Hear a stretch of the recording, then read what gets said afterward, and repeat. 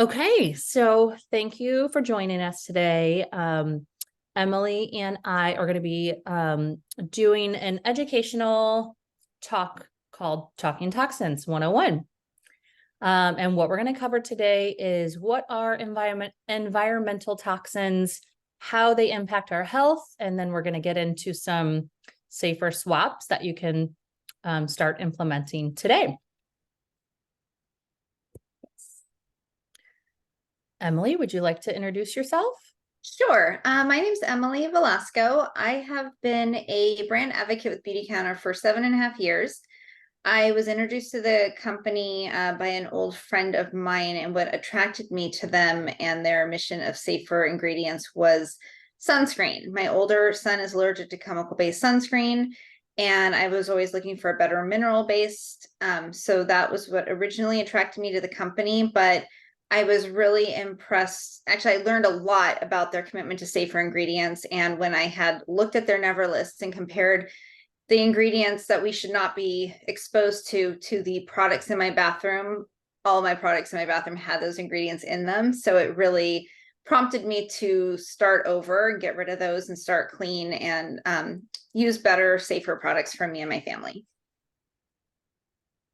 Awesome. Thank you so much for sharing. And I have tried several Beautycounter products and really like everything that I've tried so far.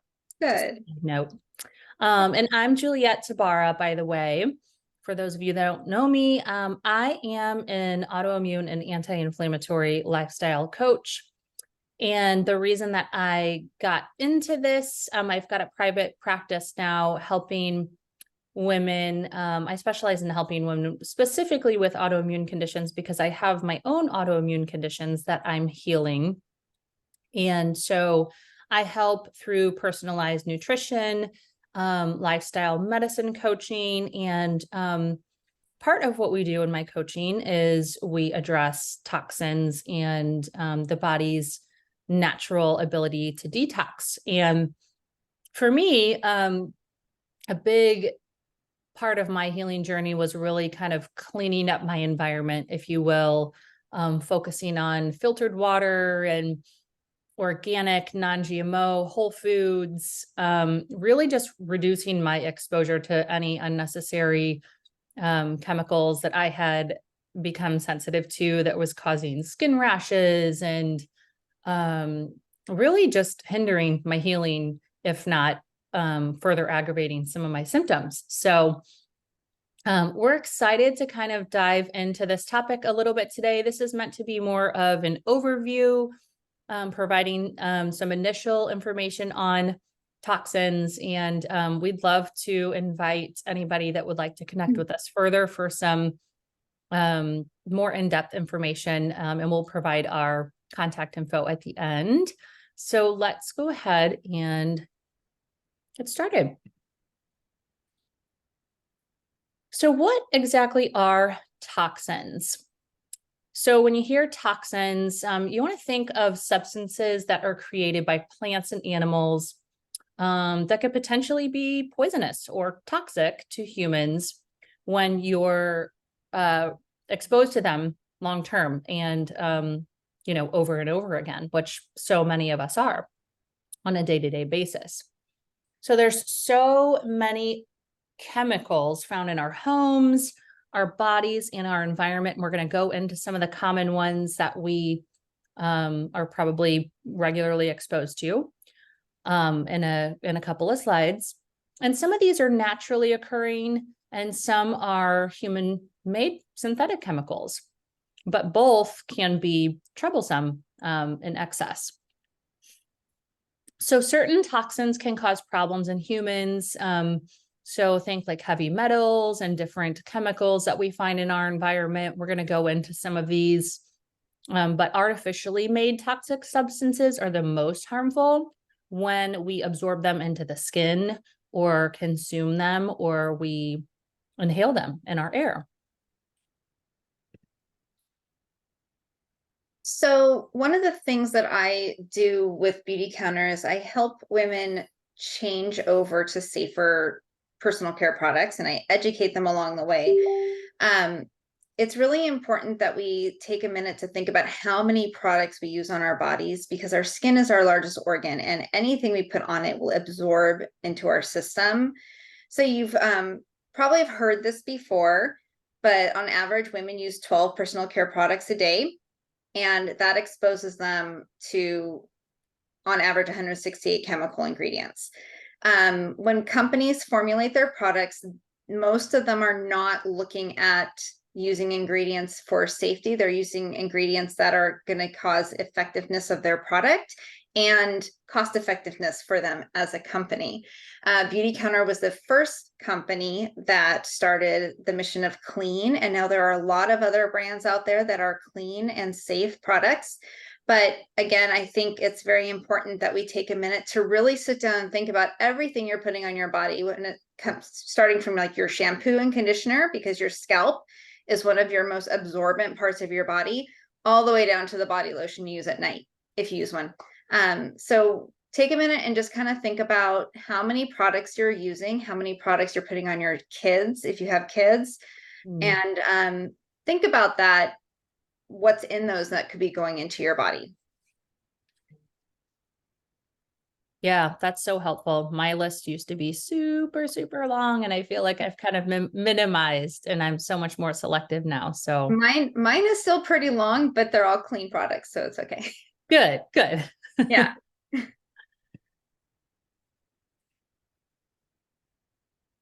Okay, so on this side, let's just go into a little bit more about environmental toxins. I'm gonna shift this over there for a second.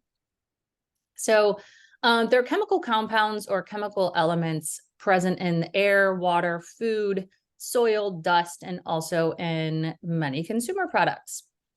And they can negatively impact your health if you consume them or absorb them regularly over time. So they're found in so many of household products that we're using day in and day out that we probably don't even think of. So plastic, think plastic containers that you're using to store your food in.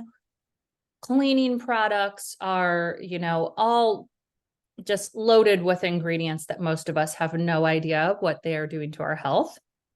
And cosmetics, as Emily started to already educate us about, and food, which we'll go into more detail as well there. Not all levels of toxin exposure are harmful, and the types of chemicals that we're exposed to, how often, how we are exposed, and the duration of exposure to toxins all determine the effects that these chemicals can have on our bodies over time.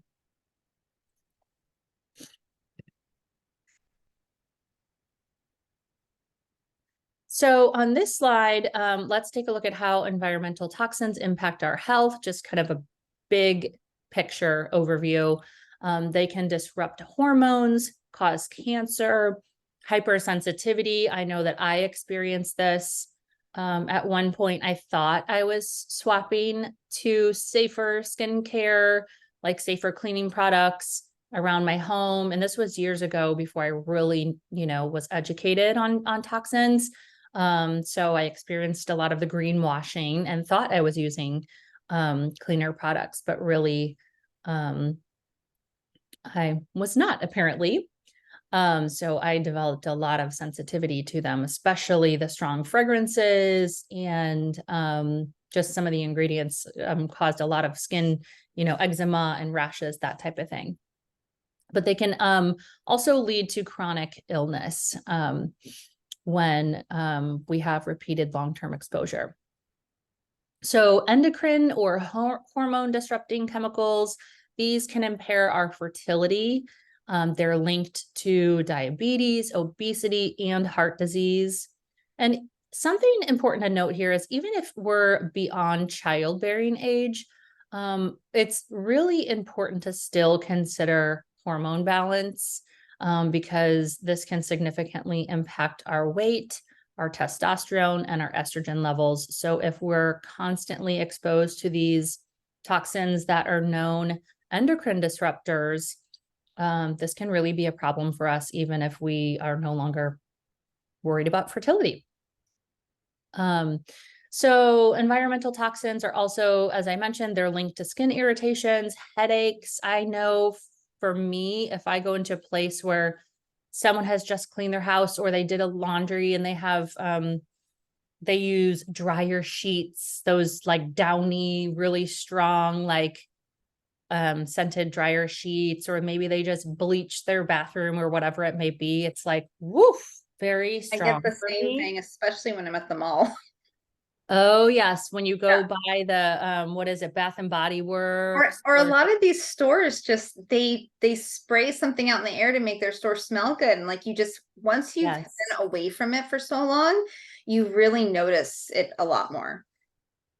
Yeah, yeah. In full disclosure, I mean, I used to be all about the like holiday candles and Oh the yeah. pumpkin spice and all of it. And I mean, truth be told, I love the smells of that stuff, but it's way too strong for me now. I've definitely developed a sensitivity, and now I put some, cinnamon, some cloves, some vanilla essential oils in my diffuser, and it's so much more subtle and it's just does the trick Yeah. without all of the harmful toxins that are getting into the air from, the chemicals that they're putting into those candles. That's not to say there's not clean candle options out Oh there, yeah.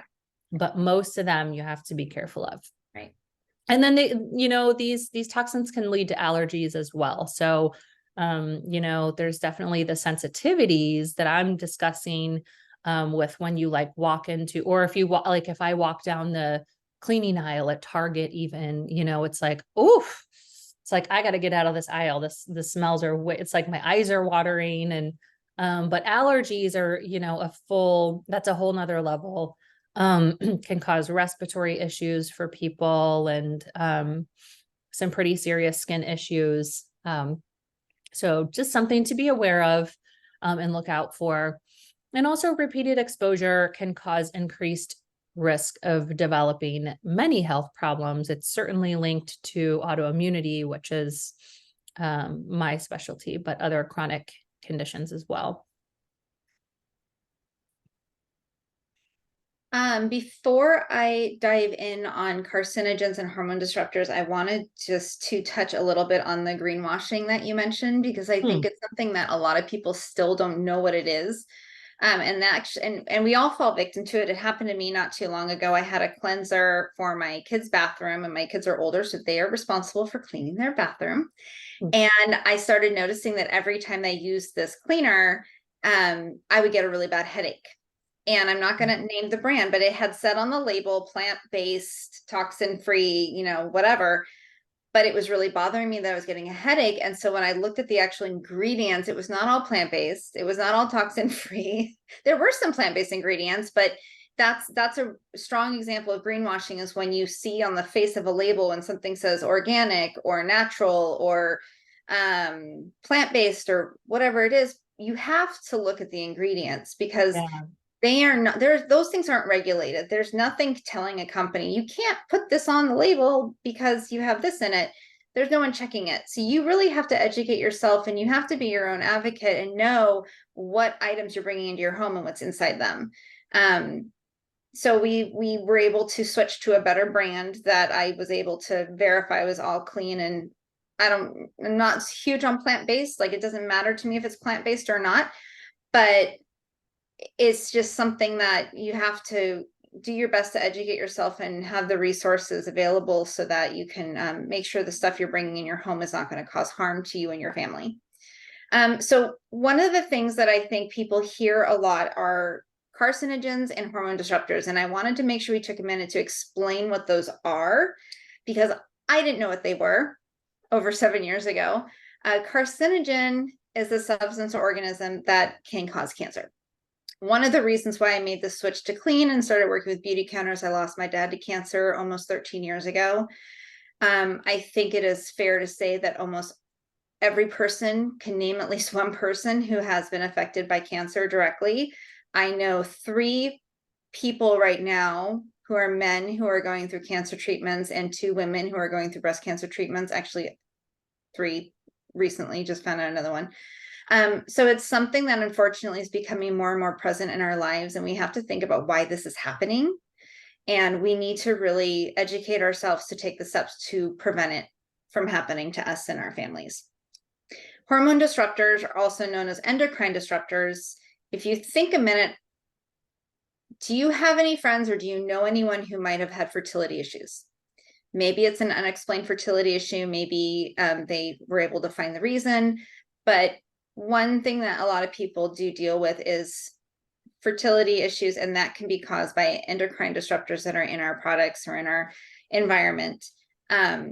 It also does affect not just fertility, and Julia, you know more about this than I do, I'm sure, but just how our hormones work. One of the things that I learned a few years ago when we had COVID, my younger son had a hard time sleeping. And I went to a local health food store and I was looking at melatonin. And this woman asked me if I needed any help, and I told her what I was looking for. And she actually educated me and told me melatonin is really not the best option for kids. It is seen as estrogen in the body. So that is an endocrine disruptor. And I was able to find a better option for my son. It's another reason why we limit a lot of soy in our family, because I don't want my boys to be overexposed to too much estrogen. Soy is mimicked as estrogen in the body, as far as I'm aware. So I just wanted to make sure we took a minute to explain those two things, because I think it's talked about a lot, but I don't think a lot of people know what they are. So hopefully that's helpful. Yeah, and thank you so much for going into detail on greenwashing. We could have put a slide in here on that. I know, we should next time. Think about it. Next time. Next time. Okay, so going back to the number of things we're exposed to, 350,000 is the number of chemicals and chemical mixtures registered for use globally, many of which have a toxic effect. So there are at least in the United States, there are very few chemicals and ingredients that are tested for safety. The United States has now banned 30 ingredients for use in personal care products. Canada has banned, I think, over 600 now. The European Union has banned 1,400, and Beauty Counter has recently updated their count to 2,800 ingredients and more on their Never list. So one of the things that we do a lot of Beauty Counters, our advocacy work, we actually work to get laws passed statewide and federal wide, so that way more people have access to clean products. 1938 is the last time a federal law was passed regulating the cosmetics industry, and it was 2.5 pages long. This can be updated because at the end of 2022, there was a bill that was passed, and I don't remember what it was called. I think it's on the next slide. But Beauty Counter played a hand in that, and it was a federal law that will affect the regulation of manufacturing products. There it is. So it was the Modernization of Cosmetics Regulation Act of 2022. And this was on a federal level. It's the first federal level law that was passed regarding the beauty industry since 1938. So that's a really, really big deal. The more we talk about this, the more we educate ourselves and others, and the more we purchase clean, safer products, the easier these laws are going to be to pass, because you are a consumer. Companies are going to listen to what you are going to buy and what you're not going to buy. And even if something passes on a state level, like a lot of these laws you see in this list are state laws, the chances of a company having a formula different for a state versus their whole country is very, very slim. It's not cost effective for them. So when something passes on a state level, it's still a huge win, because it's most likely going to affect everyone else in the country. And there is actually another law. We actually just helped our 15th law pass this past month in California. And I can't remember what it was called. But I can always provide that information for anyone who wants to reach out to me for it. But this is important, because laws and regulation is that how change is made. If you think about any big movement in the history, it's from people being loud and saying their voices and saying what they want and making change. So this is a big way of how Beauty Counter is different from other clean brands and how we make change. I love that. Thank you so much for sharing. All right, so on this slide, we're just going to go into some of the more common environmental toxins that we are exposed to on a daily basis. So it's not an inclusive list by any means. We could spend hours and hours talking about all the toxins out there. But these are just some of the more common ones. So the first one are phthalates, and these are synthetic fragrances. So we talked about candles, but also think air fresheners, those plugins that you see commercials for to freshen your air. Beauty products, anything that has a fragrance in there could have phthalates. Cleaning supplies, definitely as well. And these are endocrine disruptors. So they're linked also to obesity, they're carcinogenic, and they can negatively impact fertility, as we touched on earlier. And then the second toxin on the list here is parabens. And these are going to be preservatives found in cosmetics, toiletries, pharmaceuticals, and elsewhere. So they can disrupt your hormones. They can also harm fertility and reproductive organs. They can negatively affect birth outcomes and also increase your risk for cancer. And then there's heavy metals. So think mercury, lead, arsenic are some of the more common ones. These are found in drinking water. Old paint is where you're going to find a lot of lead. Cosmetics. So think lipstick, if you're putting it on your lips and it's getting directly into your mouth, if you wear that lipstick every single day. And then toxicity can lower your energy levels and damage the functioning of your brain, lungs, kidney, liver, and other organs as well. And then we have the volatile organic compounds, commonly known as VOCs. These are found in cleaning supplies, aerosol sprays, detergents, and these can lead to irritation of the eyes, the nose, the throat, and they can damage the liver, kidneys, and the central nervous system. And then we've got PFAS. So these are manufactured chemicals found in various consumer products, commonly cookware, and you can find them in water, in the air, fish, and soil. And these never leave the body. So that's a really scary thought. They can be linked to liver damage, thyroid disease, obesity, fertility issues, and also cancer. And then we've got chlorine. So this is found in bleach, disinfecting products, swimming pools, drinking water.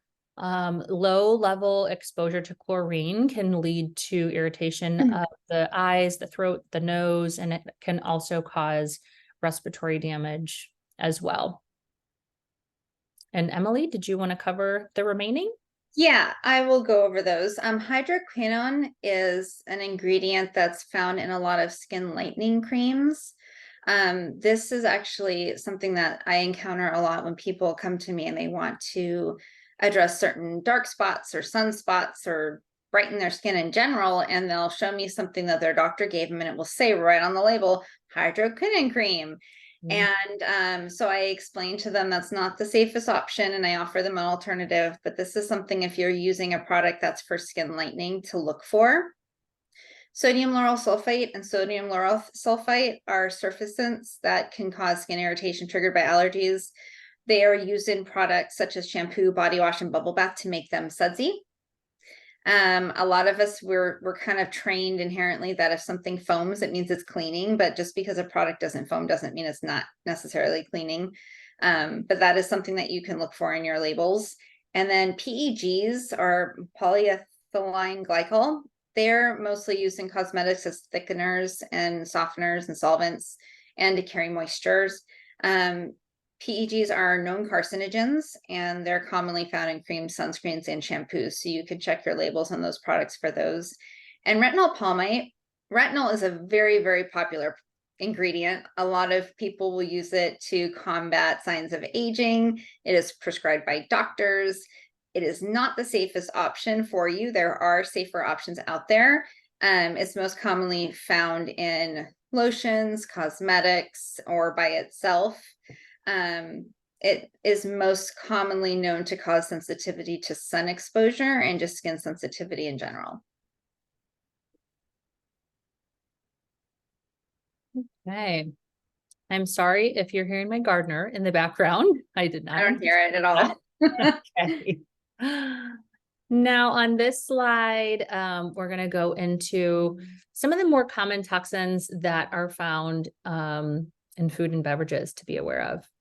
So we've all heard of GMOs, genetically modified organisms. These are commonly found in a lot of processed foods, corn, soy, canola. And these foods are often sprayed with chemical pesticides. Then we've got artificial food coloring and dyes. These artificial chemical substances are used to enhance the color of processed foods. So, think candy. We've got Halloween coming up. So lots of those artificial food coloring in the candies, but there's some great alternatives out there now to keep an eye out for, where they use, natural colors from fruits and veggies to dye these candies, and they don't look as bold or vibrant, but they taste great. Tastes the same. I buy them all the time. Yes, my son switched from the Skittles. He was a Skittles kid. He loves Skittles, and we told him, you know what, Skittles are going away, and now we do the Giggles instead. If you've seen, gosh, what is that brand called? Earth something. I should I think I know what you're talking about, because I think Yes, they make all kinds of great candy swaps. So we got him onto the Giggles, and he's happy with the Giggles. we got rid of a lot of artificial food coloring years ago when my son was struggling with school, because we pretty sure he had ADHD. But that was a known contributing factor to that is artificial food dye, especially the Yeah. red. So we removed all of that a long time ago. Great. That's great. Yeah, and it's not just candy. So cereals, Juices. all the Yeah. colored cereals, all the juices, so icings to popsicles, Yeah. sports drinks, condiments. Yep. They're pretty prevalently used, but there's a lot of alternatives out there. So you really just have to read the labels. And then so some other food preservatives and additives to be aware of. Sodium nitrates and nitrites. These are used in deli foods and processed meats. There's sodium benzoate and potassium benzoate. These are added to soda in plastic bottles. There's BHA and BHT. I'm not going to butcher that pronunciation, but these are commonly found in some processed foods.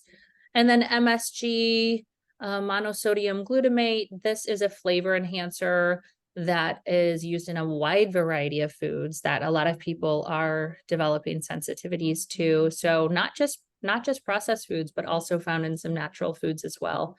So something to keep an eye out for.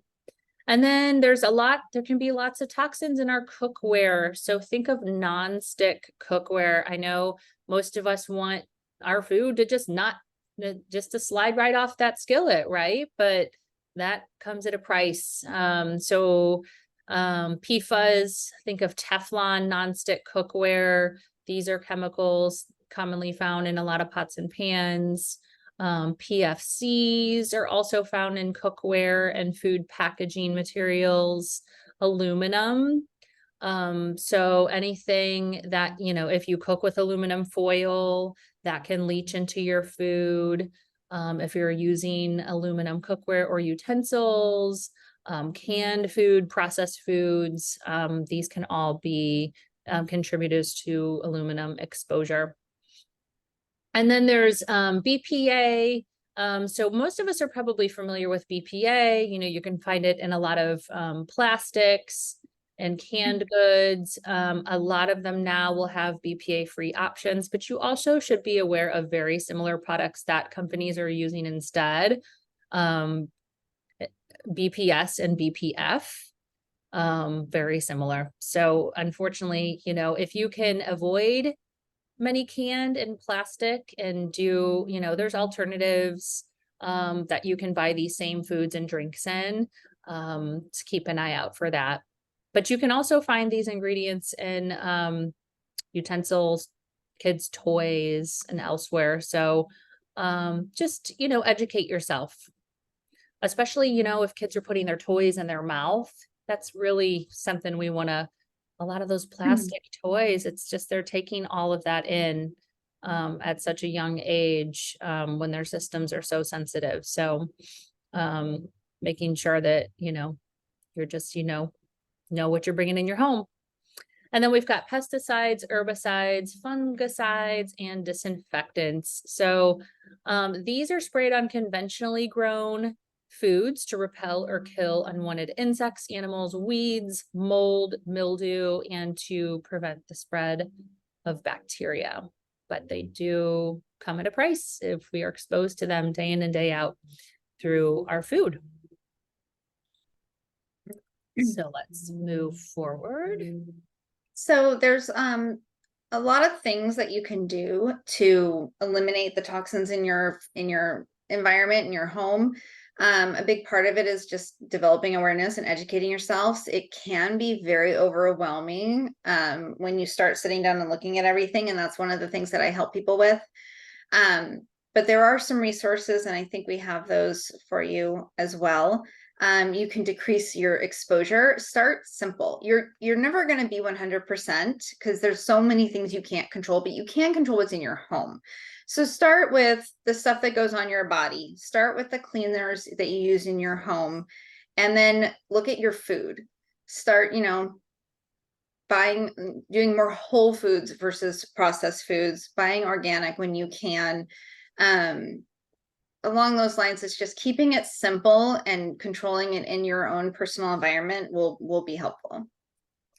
Yeah, absolutely. And also I wanted to add on, I have this toxins checklist. It's a toxins exposure checklist that I created as a resource for my program. So if anybody's interested, I'd be happy to email that out. It's just kind of like gives you a sense for how many toxins that you might be exposed to just based on your everyday choices. So it's kind of eye-opening when you really take a look at it. So if anybody wants to see that, I am happy to provide it. And then on this slide, we're just covering some safer swaps. We might have touched on a few of these, but these are really some big picture, some really great places to start. So instead of processed foods and genetically modified organisms, we really want to stick to more whole foods in their natural form. Instead of conventionally grown produce, it's going to have a lot of those pesticides, fungicides, herbicides on them. We want to look for organic if possible, buy local, buy in season. You can check out the Clean 15 and the Dirty Dozen on the Environmental Working Group to find out what's the most current information on which produce is safer to buy conventional and which one is maybe best to buy organic, because I do know how expensive groceries are for everybody right now. And then so instead of tracking toxins into your home, one easy thing that we can do that I nag my husband about is leave the shoes at the door. I've got my son doing it. He takes them off every time, but my husband is just, sometimes he brings them into the bathroom. I'm like, what are you doing? This is my clean zone. But when we wear our shoes around the house, we're tracking everything from the outside in. So leave the shoes at the door. Yeah, we started doing that. I've been bugging my husband for years about doing that, and we finally started doing it during COVID, and we've stuck with it. So it's definitely made a big difference on just having to clean our floors. Yeah, for sure, for sure. And if only I could get my system for my dog, because that's a whole other challenge. I know, but we do what we can do. Yep.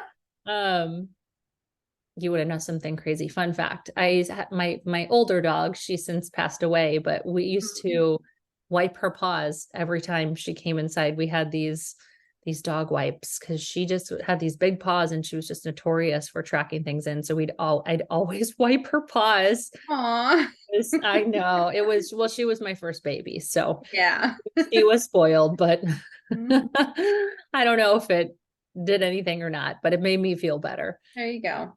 Um, and so instead of scented candles and air fresheners, like I mentioned, you can use essential oils, do a little diffuser blend, and definitely open your windows. Like anytime it's nice outside, crack those windows open and get some ventilation in in your house.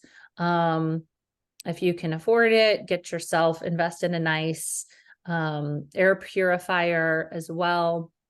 And then instead of nonstick cookware, so we talked about the dangers there because all of that leaks right into your food and you're using that cookware almost every day. So switching over to stainless steel, cast iron, or ceramic, these are pretty easy swaps to start with.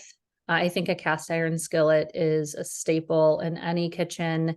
It's inexpensive. It's actually much easier to clean than people think. It is heavier, but you know what?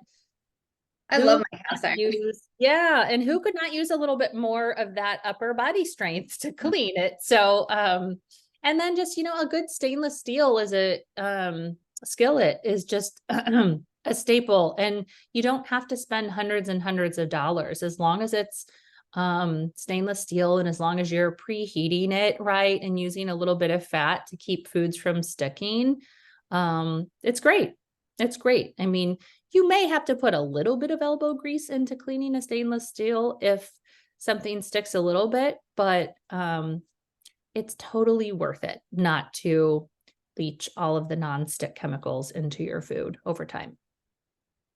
And then instead of assuming that personal care, beauty, and cleaning products are safe just because they're being sold, look for and buy trusted clean brands and be sure to read ingredients lists. And if you don't know what you're looking for, or you want an easier way to find out how clean is this product, we're going to be sharing a couple of resources as well, some apps that you can try.